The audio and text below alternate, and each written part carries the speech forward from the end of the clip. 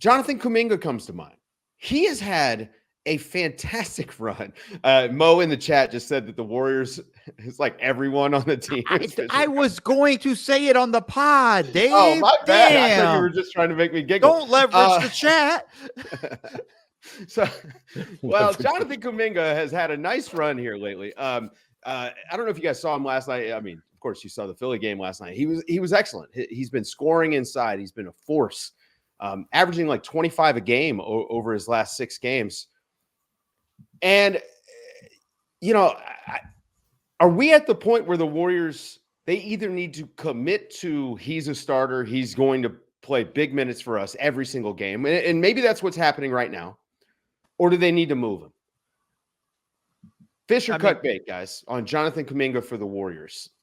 This is almost 2 separate questions, because because it's like the Warriors almost need to fish or cut bait on their team. Like the only way it makes sense to move Kuminga is if they think that there's some if there's money left in the banana stand, as they would say in Arrested Development. And I don't think there is. I think they're done. And trading young guys for the sake of getting better this year doesn't necessarily make sense. So that does still leave open the question of, what do we think about Kuminga as a go-forward guy? And that is, I think, the more interesting question, kind of league-wide.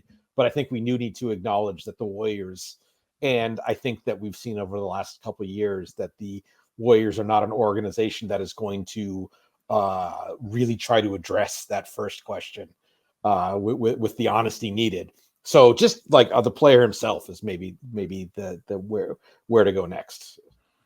Yeah, I think with Kuminga, though, they should fish. Like they're doing, they should have been playing him last year, if you want my honest. Like this is a year too late in terms of trying to develop him and all of those things. But he's getting the minutes. He's being given the opportunity from Kerr to make mistakes, which is always the most important thing for a young player. It's not the ability to play. It's can I get to play through my mistakes? And he's getting those opportunities now. And I think that's a situation for them that they need to start keeping an eye on that future. And they've kept saying it, and they've cut bait on Bagley. No, excuse me, not Bagley. Wiseman. Sorry. Yeah. And it's I think, they were smart to do that in that situation, and it panned out well for them. But like, I think that's the deal for them is Kuminga's a guy they need to fish with. And I think the same thing is, I think they need to start giving Moody more opportunities as well. And I think that's another, like, in that sense of like, that's the guy that needs to kind of get more opportunities. Otherwise, if they're not going to give him opportunities, then you need to cut bait, because now you go get something for him that can help you right now. Because if you're not playing him, he ain't going to help you. The guy I'm worried about them moving, and maybe it's a situation where you're just saying, we can't do anything this year. We're not good enough to make a dent, which I wouldn't do that with Steph Curry. But Andrew Wiggins has come around, and he and Kuminga have sort of figured out how to play together. I don't know if you guys noticed last night. I thought the communication defensively with those two guys last night was excellent. That's the best iteration of their team, features Andrew Wiggins being Andrew Wiggins for them. I don't know that they can get a guy who's better than the theoretical Wiggins. Does that make sense, Seth? It does. It's just it's for the bulk of the season he's been. I mean, I think that is the biggest story. That is like really the story of their season, and why it's been as disappointing as it's been.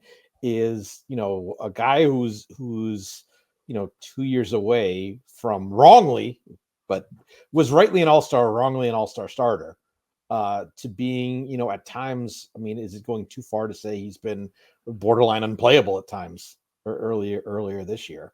And he's been better recently, but it's like it's a big contract for a guy dependent on athleticism, starting to get up there into his late 20s, has been up and down. And that's again, this sort of gets back to where are we as a team? And if there was an opportunity to kind of to reset the books on that one, what would it take to make you do that?